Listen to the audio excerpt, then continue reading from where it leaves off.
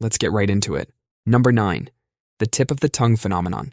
That weird feeling when a word is right there, but you just can't grab it. Someone asks you for that actor's name, the one from that movie about the guy who gets stuck in a time loop. He was in Ghostbusters too. The name is right there, but you can't grab it.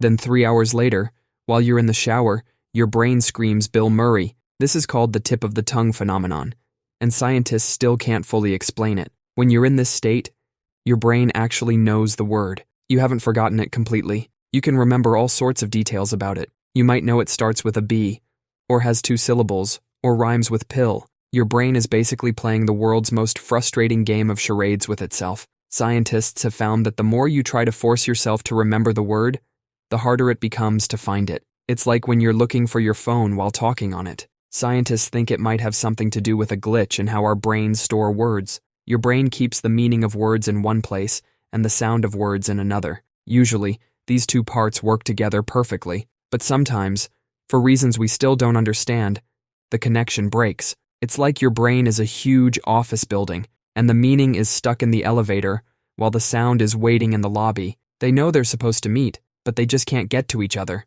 The word almost always comes back to you eventually. The bad news is that it usually happens at the most random and useless time possible. Like at 3 a.m. when you're trying to sleep, your brain shouts, "Pangolin." That's what that scaly animal was called. Number 8.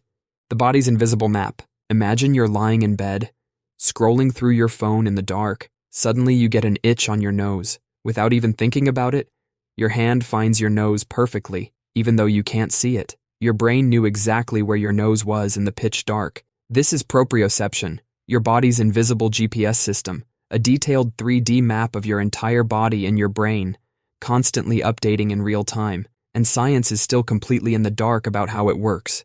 Right now, without looking, you know exactly where your feet are. You know if they're crossed, pointed up, or flat on the ground.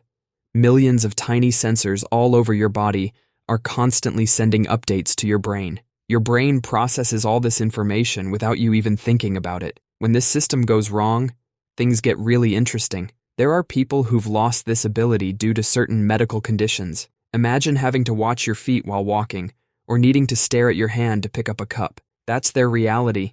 It's like trying to play a video game with a broken controller. Scientists know there are special receptors in your muscles and joints that help with this. They're called muscle spindles and Golgi tendon organs. How your brain takes all these signals and creates this perfect 3D map is still a mystery. Your brain updates this map faster than the latest iPhone updates its location. Every time you move, stretch, or even breathe, your internal map gets instantly updated. This system is so complex that even our most advanced robots can't come close to matching it. Meanwhile, you can catch a ball thrown at you without even thinking about it. Your brain just automatically knows how much force to use and where your hand needs to be. Number 7. The precision throw. Scientists are scratching their heads trying to figure out how humans throw things with such precision. You toss your keys to a friend or throw away a crumpled paper without thinking. But this simple act is something no other animal can do. Humans are the only animals on Earth that can throw with both power and accuracy. A chimpanzee, our closest relative,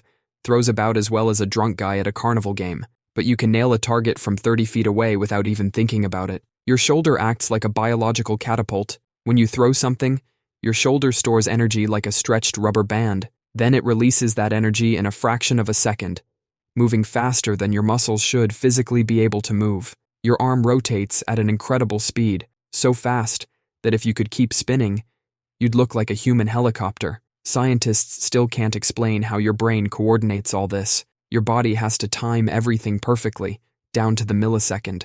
If your timing is off by even a tiny bit, you'll miss your target by a mile. It's like trying to conduct an orchestra where every musician is playing at supersonic speed. Most of us can do this without any practice. Even people who've never played sports can usually throw something with decent accuracy. Some scientists think this throwing ability might be why we evolved such big brains in the first place. Calculating the perfect throw requires an incredible amount of processing power, and you're doing it automatically, while thinking about what you're going to have for lunch. Number 6. The mystery of laughter. Scientists have no idea why we laugh.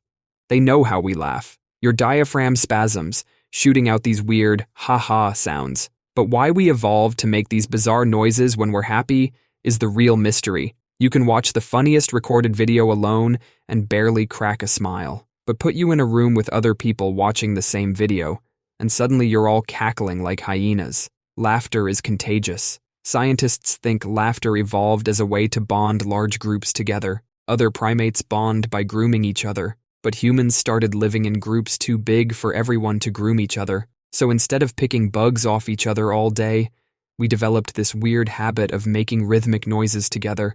Your brain can tell fake laughter from real laughter instantly. Play someone a recording of both, and they'll spot the fake one every time. It's like we have this built-in laugh detector that works across all cultures. But nobody knows how we do this.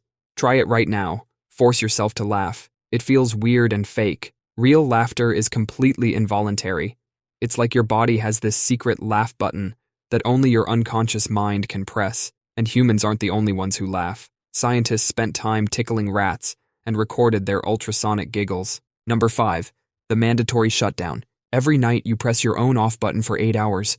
You become completely helpless, lying there like a potato while predators could easily turn you into a midnight snack. From an evolution standpoint, this makes zero sense, yet every animal on Earth does this. Your brain runs a massive cleanup operation while you sleep. Imagine your brain as a giant office building. During the day, all the workers, your neurons, are busy sending messages, creating memories, and solving problems. This creates a lot of trash, toxic proteins, that build up between brain cells. When you sleep, it's like the night cleaning crew comes in. Your brain cells actually shrink, creating wider spaces between them.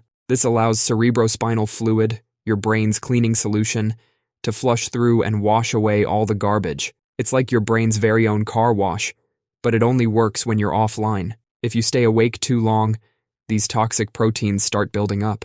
These are the same proteins they find in the brains of people with Alzheimer's disease. When your mom told you to get enough sleep, she was trying to prevent your brain from pickling itself in its own waste. Despite all our advanced technology, we still don't fully understand why this reset is necessary. The longest any human has ever gone without sleep was 11 days. By the end, they were having hallucinations, and their body was starting to shut down. Without this nightly shutdown, you'd literally lose your mind. Number 4. Innate language acquisition. You've already mastered one of the most complex languages on Earth before you could even use a toilet properly. Your toddler self was a language-learning genius. Scientists are completely baffled by how babies and toddlers do this. No one sits down with a 2-year-old and explains what a past participle is. Yet somehow these tiny humans who can barely feed themselves figure out these complex rules just by listening. Kids actually create sentences they've never heard before. They'll say things like, "I eated the cookie," or "I go to the store." These are wrong, but they're wrong in a really interesting way. They're applying grammar rules they've figured out all by themselves.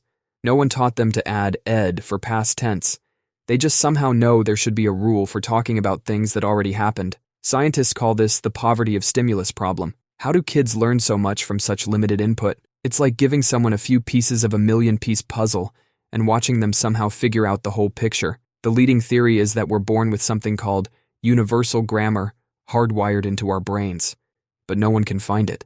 We can't point to a specific part of the brain and say, that's where universal grammar lives. It's like trying to find the file location of a program that's running perfectly, but doesn't seem to exist anywhere on your computer. You were once a language-learning superhero. You mastered one of the most complex systems known to humanity while still wearing diapers. Number 3. The human face database. Imagine walking down a busy street and recognizing someone you met once, briefly, 15 years ago at a party. For about 1% of the population, this is just another Tuesday. These people are called super recognizers. They're basically walking facial recognition software. This is a puzzle that still baffles researchers. These people can remember thousands of faces, even if they only saw them for a few seconds. They can recognize people wearing disguises, people who've aged 30 years, even people in blurry security footage, and they do it automatically, without even trying. Scientists have done brain scans on these people. Their brains look completely normal. They've studied their eye movements, thinking maybe they look at faces differently than the rest of us. They scan faces just like everyone else. They've even checked their genetics, thinking maybe there's some special face recognition gene. Still nothing. Most super recognizers don't even know they're special until someone points it out. They think everyone can do what they do. They'll say things like, "Oh, that's the mailman from my old neighborhood 20 years ago," and be shocked when no one else remembers. Some of them work for police departments now, helping identify criminals from security footage, and they're better at it than any AI we've created. But if you ask them how they do it, they can't tell you. It's like asking someone how they breathe. They just do it. Number 2, the Uncanny Valley. Scientists call it the Uncanny Valley. That creepy feeling you get when you see a robot that looks almost human, but not quite. When something looks kind of human-like a cartoon character, we're cool with it. We might even find it cute, but when something gets really close to looking human, but isn't quite there, our brains freak out. Your brain is screaming, something's wrong here, even though you can't put your finger on exactly what. You're at a wax museum, looking at a figure of your favorite celebrity. From far away, it looks perfect, but as you get closer, something feels off. The eyes don't quite catch the light right. The skin looks too perfect. Suddenly, you're not looking at a cool wax figure anymore. You're looking at something that makes your skin crawl. Scientists think it's an ancient survival instinct. Back in our caveman days, if you saw something that looked almost human but not quite, it probably meant you were looking at a corpse or someone with a deadly disease. We can't seem to hack our way around it. Even knowing about the Uncanny Valley doesn't make it go away. Movie studios have lost millions trying to create realistic CGI humans, only to have audiences reject them because they're too creepy. It's not just about looks. If something looks perfectly human but moves wrong, or sounds wrong, it can trigger the same creepy feeling. That's why those deep fake videos can be so unsettling. Everything looks right, but something in our brain knows it's not quite real. Number 1, the involuntary honesty signal. You knock over a drink at a restaurant. Before you can even process what happened, your face turns redder than the spilled wine. Humans evolved this instant, "I'm embarrassed" billboard on our faces. That makes no sense from an evolutionary standpoint. Most survival traits help us hide weaknesses. Blushing is like having a giant neon sign screaming, "I'm vulnerable right now." And the reason for this remains a complete mystery. Some think it was nature's way of forcing us to be honest with our tribe. You can't fake a real blush, and you can't stop one when it's coming.